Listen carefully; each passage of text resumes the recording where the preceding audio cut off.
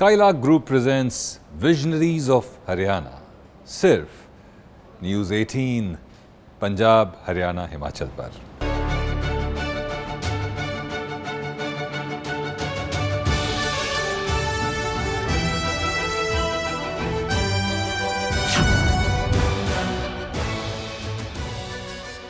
हम जब छोटे थे तो अगर पिताजी से पैसे मांग लिए तो पिताजी कहते थे अरे कोई टकसाल खोल रखी है, कोई बैंक खोल रखी है हमने। और हम छोटे थे 79, 80, 81, 82 में। उसी समय में कोई एक्चुअली बैंक खोल रहा था, और क्योंकि हमने ये बैंक वाला इतना सुन लिया अपने पिताजी से, तो हमने कहा कि आज किसी ऐसे शख्स से बात की जाए जिनका बैंक हो। ओपी शर्मा जी, हमसे बात करने के लिए बहुत बहुत धन्यवाद।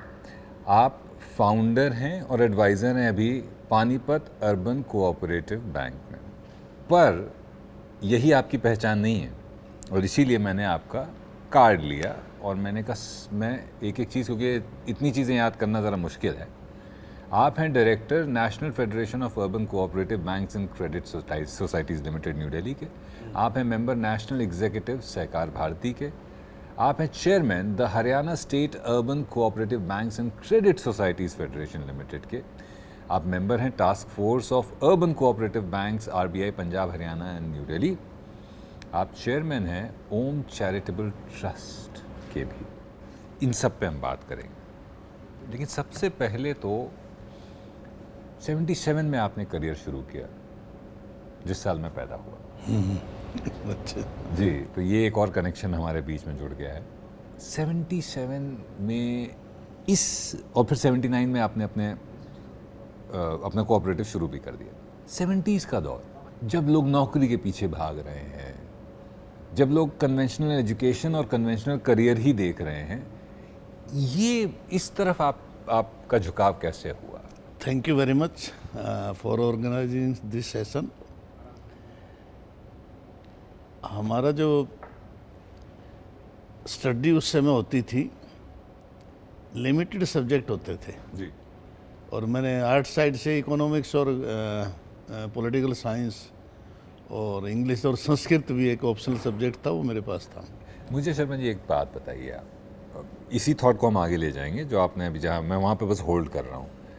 70s में कितना आसान था घर में कन्विंस करना कि मैं इकोनॉमिक्स पढ़ूंगा, मैं हिस्ट्री पढ़ूंगा, मैं आर्ट्स की तरफ जाऊंगा, क्योंकि लोगों को लगता था भाई आर्ट्स तो वही लोग करते हैं जो साइंस नहीं कर पाते। तो कितना आसान था ये कन्विंस करना लोगों को? हमारे जो, क्योंकि मैं एक ग्रामीण अंचल से आता हूँ, गांव से मेरे जो फादर थे वो एग्रीकल्चरिस्ट थे और पढ़े लिखे नहीं थे, तो इसलिए उन्होंने तो डिसाइड किया नहीं क्या करना है, और हमें भी मार्गदर्शन की कमी थी उस समय जब हमने पढ़ाई की।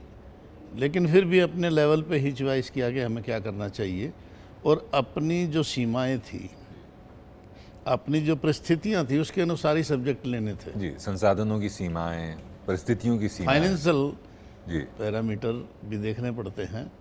और उससे हमने जैसे ग्रेजुएशन की, तो ग्रेजुएशन करने के बाद मैं एक जो पानीपत से लगभग 17-18 किलोमीटर दूर इसराना गांव है, वहाँ एक जो कोऑपरेटिव सोसाइटी होती है, वो एग्रीकल्चरिस्ट जो गांव के हैं किसान, उनको लोन देती है, और रूरल आर्टिजन्स कोई दुकानदार छोटे, उनको भी लोन देती है।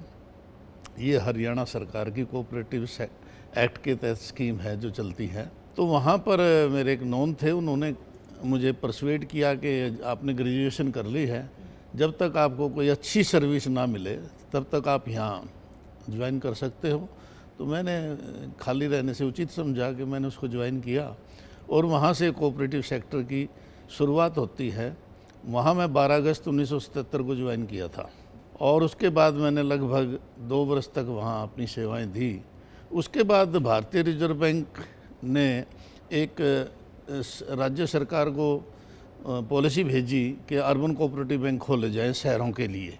गांव में तो सोसाइटियां हैं जो कोऑपरेटिव सेक्टर के दायरे में जनता की सेवा करती हैं। तो पानीपत और यमुनानगर डिस्ट्रिक्ट नहीं थे, लेकिन इंडस्ट्रियल टाउन थे, इसलिए यहाँ के लिए स्पेशल स्कीम आई कि अर्बन कोऑपरेटिव बैंक का गठन किया जाए। तो जो कोऑपरेटिव के हमारे यहाँ सुपरवाइजिंग अथॉरिटी सरकार की तरफ से थे, तो हमारा कोऑपरेटिव में रहते हुए उनसे मिलते रहते थे। तो उन्होंने जब देखा कि आप शहर में एक ऐसा कोऑपरेटिव को जानने वाला व्यक्ति है जो शहर को एक नई संस्था दे सकता है, तो उन्होंने मुझे कहा कि आप परसुएड किया कि भाई आप ये कर सकते हो। तो उनसे सारी वार्तालाप के पश्चात हमने जो है ये बीड़ा उठाया और ये स्कीम थी कि कम से कम 100 मेंबर 25 रुपया प्रति शेयर बनाए जाएं और इसको कोऑपरेटिव एक्ट के अंतर्गत इसकी रजिस्ट्रेशन कर दी जाए पानीपत अर्बन कोऑपरेटिव बैंक के नाम से। और मैंने ये रजिस्टर कराया मई 1979 को 1979 में।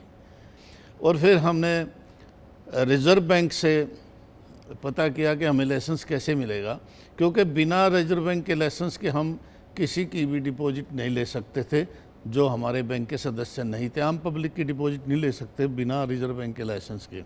रिज़र्व बैंक ने हमें टारगेट दिया, जब 1 लाख रुपए शेयर कैपिटल हो जाएगी और 700 मेंबर आपने इन्वॉल्व करने हैं। दोनों कैटेगरी साथ के साथ है। ये नहीं है कि 10 आदमियों से 1 लाख रुपए इकट्ठे करो और बैंक का लाइसेंस ले लो, ये नहीं है।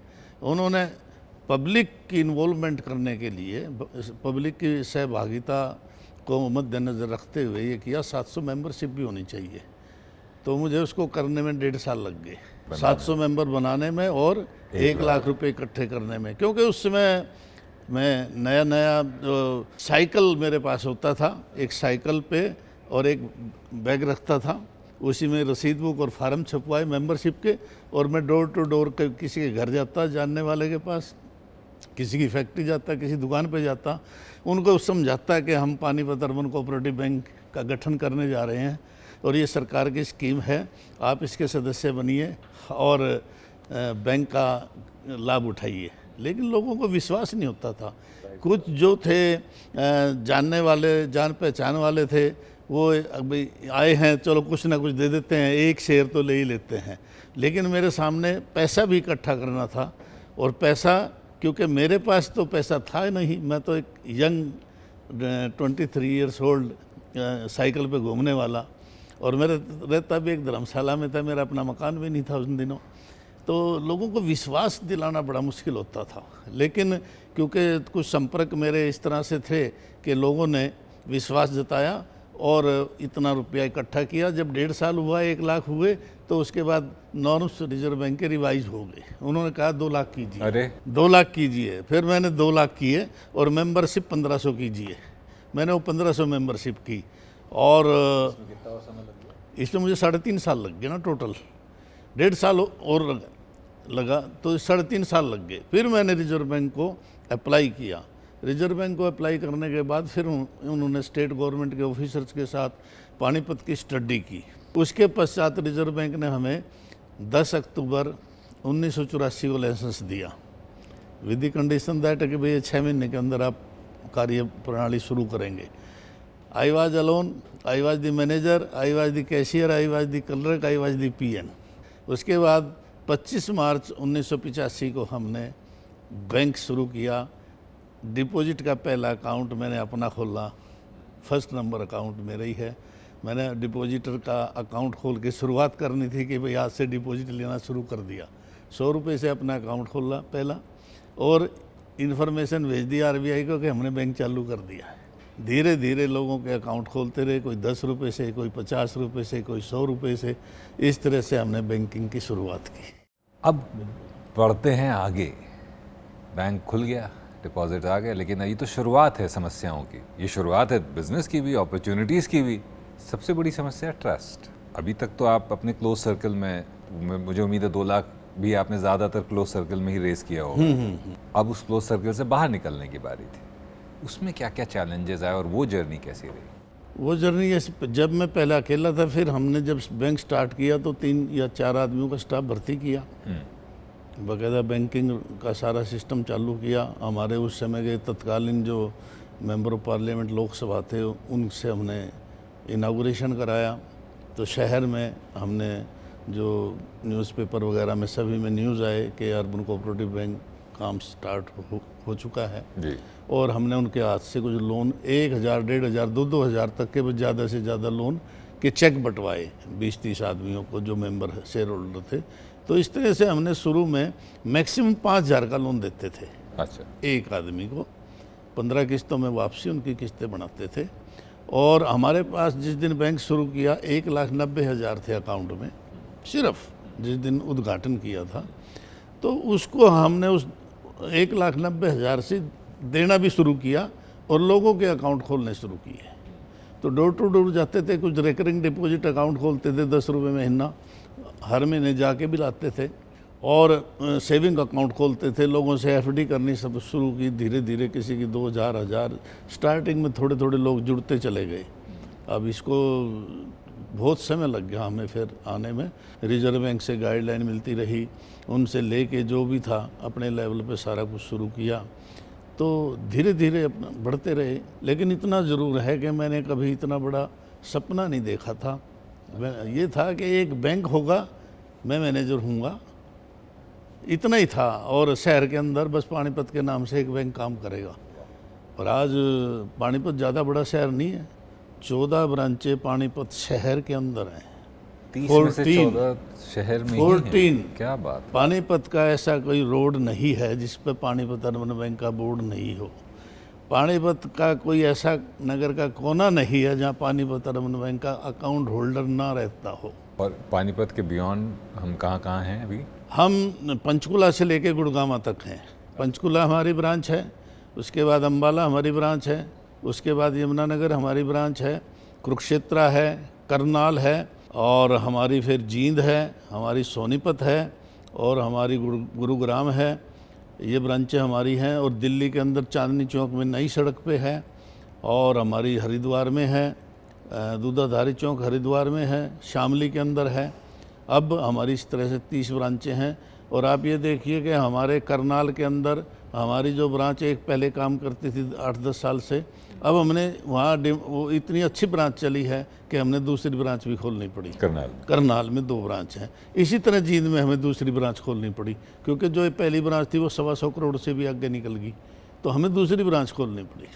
125 करोड़ इन डिपॉजिट 60 करोड़ से ऊपर डिपॉजिट है, 60 करोड़ से ऊपर लोन है।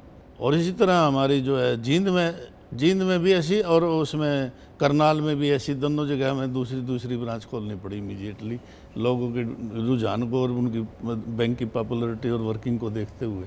तो हमें सेकंड ब्रांच खोलनी पड़ी, वो भी अच्छा काम करी, अभी पिछले साल खोल ली थी।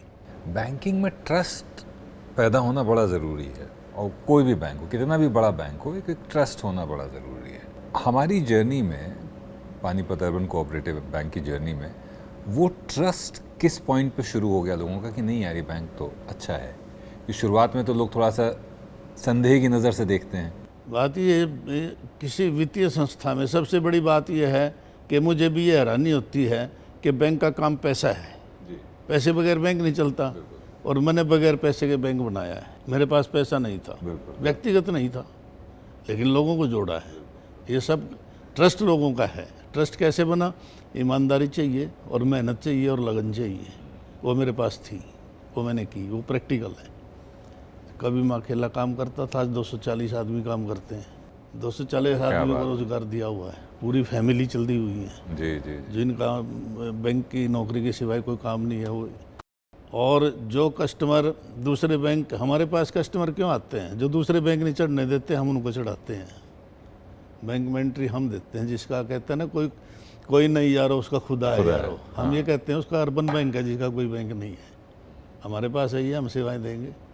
1 अप्रैल 1997 को नेशनलाइज्ड बैंक प्लानिंग कर रहे थे, हम कंप्यूटराइज करें या ना करें, but I had finished at that time. एक ही ब्रांच थी और बैलेंस शीट निकलती थी।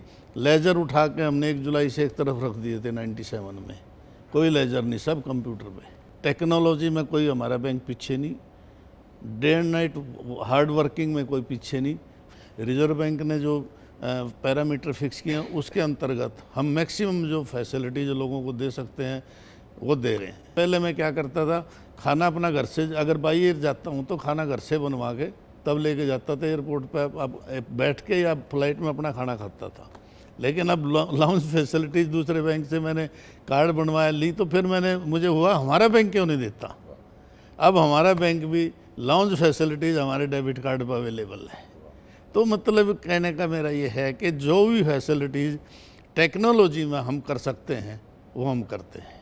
अभी आप हैं, स्टेट्स की बात करूं तो दिल्ली, उत्तर प्रदेश, उत्तराखंड और हरियाणा, 4 स्टेटों में हमारी ब्रांच हैं। तो कोई नेशनल फुटप्रिंट या फुटप्रिंट्स बढ़ाने का कोई प्लान है, फ्यूचर क्या प्लान है? अभी क्या है कि अभी पिछले ही साल हमें भारतीय रिजर्व बैंक ने पंजाब और चंडीगढ़ का भी अप्रूवल दे दी है। हम उसमें भी अपनी प्लान करेंगे, क्योंकि जो हमारे कोऑपरेटिव मूवमेंट है इस पे जो बैंक का लाइसेंस जिसको मिल जाता है उस पर ड्यूअल कंट्रोल होता है। जैसे हमारा मल्टी स्टेट बैंक है तो हमारा डायरेक्ट सेंट्रल गवर्नमेंट के अंडर आता है सुपरविजन, और फाइनेंशियल पैरामीटर सारे आरबीआई करता है, तो हमारे ऊपर ड्यूअल कंट्रोल है। और ये 2021 से हमारे जो प्रधानमंत्री जी हैं उन्होंने सेंटर में कोऑपरेटिव का जो डिपार्टमेंट था, ये एग्रीकल्चर डिपार्टमेंट का छोटा सा सेक्शन था, लेकिन क्योंकि गुजरात में कोऑपरेटिव मूवमेंट बहुत पॉपुलर है, महाराष्ट्र में है, तो प्रधानमंत्री जी को कोऑपरेटिव के नॉलेज है। इन्होंने नया विभाग क्रिएट किया सेंट्रल गवर्नमेंट में, नया मंत्रालय बनाया इंडिपेंडेंट, और अमित शाह जी को उसका मंत्री बनाया। तो हमारे जो सहकारिता मंत्री हैं सेंटर में अमित शाह जी हैं, और उन्होंने काफ़ी सुधार इसके लिए व्यापक कदम उठाए हैं कुछ करने के लिए, क्योंकि कुछ प्रतिबंध थे तो इन्होंने अपलिफ्ट किया है। जैसे फॉर एग्जांपल पहले हमारी ब्रांचों का एक्सपेंशन बंद कर दिया गया था, उसके बाद अमित शाह जी ने उसको खुलवाया। उसके बाद हमारा प्रायोरिटी सेक्टर में जो लैंडिंग की वो थी रेशो और लिमिटेशन, उसमें रिलैक्सेशन दिलवाई है। इस तरह से, और टेक्नोलॉजी को बढ़ावा देने के लिए इन्होंने एक हमारी नेशनल अर्बन कोऑपरेटिव बैंकों के लिए, उसको शॉर्ट में अम्ब्रेला ऑर्गेनाइजेशन बोलते हैं, उसका नाम है NUCFDC, national urban cooperative financial development corporation, उसका गठन किया गया। वो हमारा 15 साल से पेंडिंग था, अमित शाह जी ने उसको फाइनल रूप दिलवाया, गवर्नमेंट से अप्रूवल दी सेंट्रल गवर्नमेंट से, और उसको NBFC के रूप में उसको रजिस्टर्ड करके, और वो टेक्नोलॉजी में ट्रेनिंग के लिए, कोऑपरेटिव मूवमेंट अर्बन बैंकों के लिए क्या क्या किया जा सकता है, वो सारी फैसिलिटीज़ उस प्लेटफॉर्म पे तैयार कर रहे हैं। और वो सारे अर्बन कोऑपरेटिव बैंक जो हमारे 1454 के करीब इसमें बैंक हैं ऑल इंडिया लेवल पे, और ऑल इंडिया लेवल पे जो फेडरेशन है सभी अर्बन कोऑपरेटिव बैंकों की, उसके मैं डायरेक्टर हूँ, 3rd टाइम हूँ, तीसरी बार मैं हूँ। 5 साल की टर्म होती है, तो मुझे लगभग 12 साल से ऊपर हो गए। और उसका होने के नाते हमारे जो स्टेट में है ड्यूअल कंट्रोल, जैसा मैंने पहले बताया आपको, ड्यूअल कंट्रोल होता है। जहाँ मल्टी स्टेट बैंक नहीं है वो स्टेट के एक्ट के अंदर काम करते हैं, और उनको रजिस्ट्रार कोऑपरेटिव सोसाइटी जो सीनियर IAS ऑफिसर होता है वो डिपार्टमेंट मॉनिटर करता है सरकार की तरफ से। मल्टी स्टेट में सेंट्रल गवर्नमेंट करती है, यहाँ कोऑपरेटिव डिपार्टमेंट है। लेकिन रिजर्व बैंक एक ही है, रिजर्व बैंक दोनों जगह इन्वॉल्व है।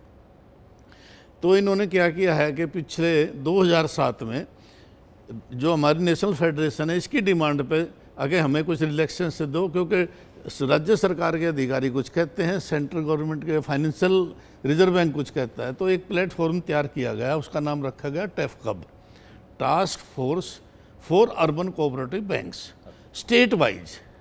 उसमें क्या किया गया, जो regional director reserve bank of India का है कंसर्न स्टेट का, he will be the chairman, और जो स्टेट के रजिस्ट्रार हैं सीनियर IAS ऑफिसर होता है, ही विल बी को chairman on behalf of state government.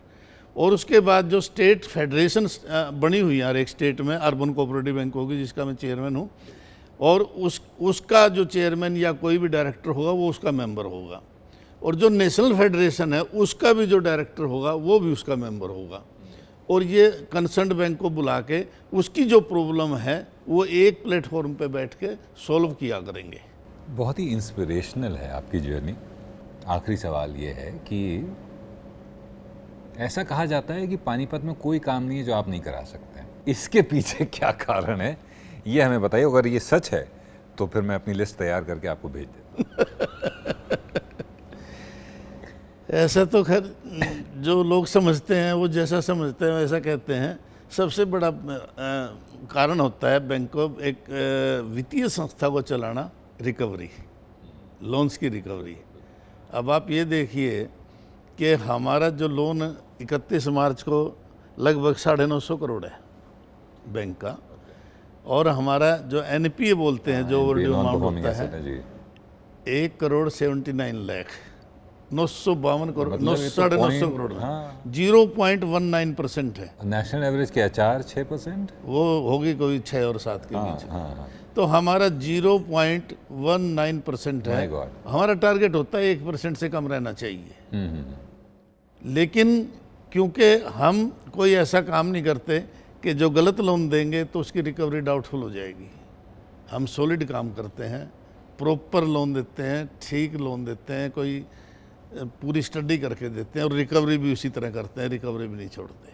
बातें बहुत हैं करने के लिए, समय की सीमा है, लेकिन हमसे बात करने के लिए बहुत बहुत धन्यवाद। क्योंकि बैंकिंग सेक्टर के बारे में समझ में आया, कोऑपरेटिव बैंक के बारे में, आपके बैंक के बारे में समझ में आया, पर सबसे बड़ी चीज़ जो समझ में आई वो ये है, और मैं दर्शकों को भी बता दूं कि एक पत्थर चोट खाकर कंकर कंकर हो गया, और एक पत्थर चोट सहकर शंकर शंकर हो गया।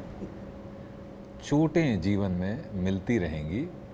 आप कितने आगे जाओगे जीवन में, उस बात पे डिपेंड करता है कि उन चोटों को आप अपने ऊपर कितना असर करने देते हो। चलती का नाम गाड़ी, बढ़ती का नाम जिंदगी। और धन्यवाद है न्यूज़ 18 का जिन्होंने ये ऑर्गेनाइज हाँ, किया। न्यूज़ 18 का बहुत बहुत धन्यवाद हाँ। कि इन्होंने भाग दौड़ करके तो इन्होंने बहुत मेहनत की है। जी, उनके लिए भी बहुत बहुत शुक्रिया, बहुत बहुत धन्यवाद। Thank you. Thank you.